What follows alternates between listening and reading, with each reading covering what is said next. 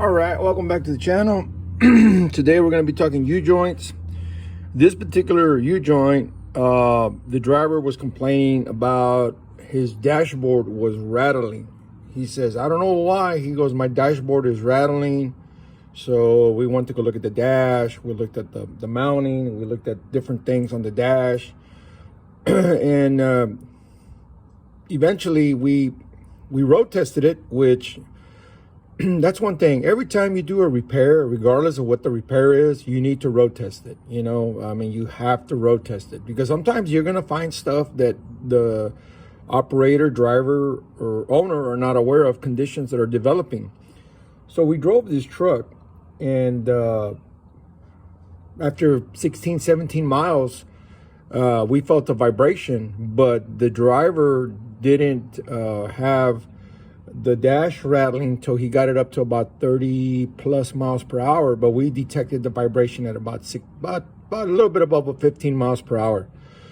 So we brought it back to the shop, and we went underneath the truck, and for whatever reason, it tends to be my opinion that the one U-joint that always is going to give is the one that's always closer to the third member.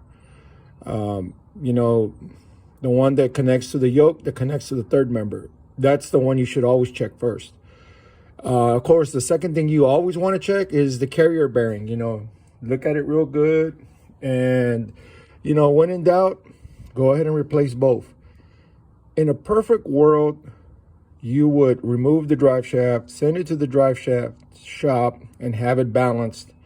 And, you know, go ahead and put it back together.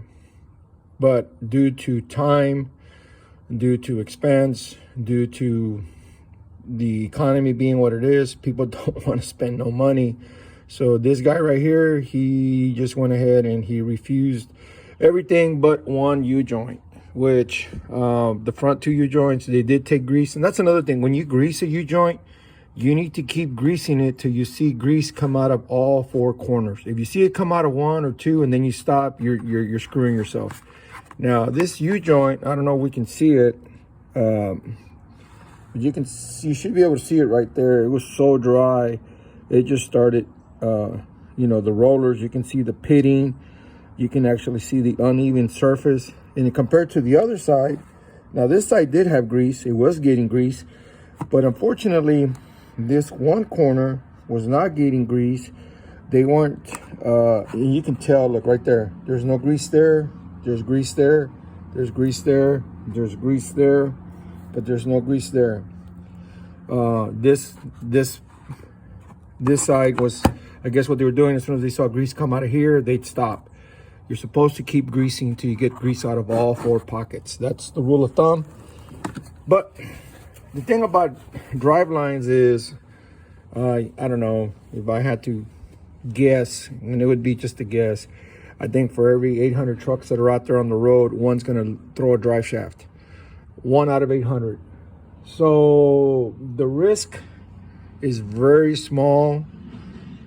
But when you have a drive shaft let go, especially like on a semi, depending on how the truck is made and how it's configured, you're going to take out airlines. You're going to take out wires. You're going to take out chassis noids. You're going to take out maybe def tank, def heater, def pump. You know, you might even take out the SCR or the DPF. And it gets very expensive very fast. And it seems like every time we've had a drive line come off a unit, it takes a while to get all the parts, you know. I don't know what it is, because I guess you're not supposed to be having that kind of a failure, you know. But you can try to go to the junkyard, but if you go to the junkyard, you're probably not going to find the identical setup. So, you know, you'll be trying to piece stuff together.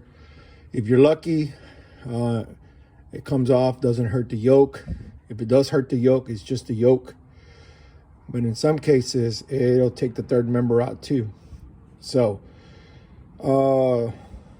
you know, all you need is just to grease them.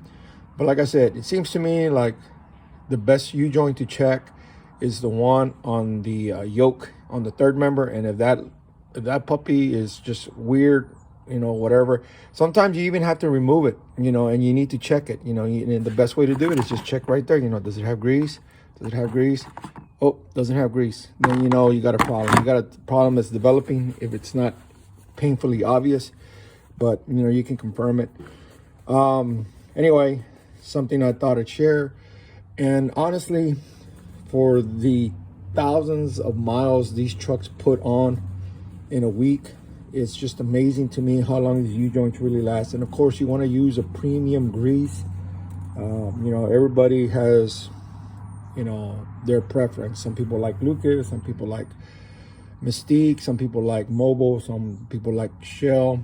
And here's the thing, when it comes to grease, there's so many types of grease. Put a grease that's made for driveline, made for U-joints.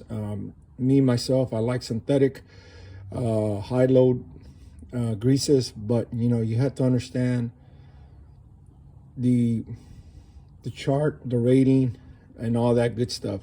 So anyway, a good grease will prevent this. A good greasing daily maintenance or scheduled maintenance will also prevent this. I mean, you can get,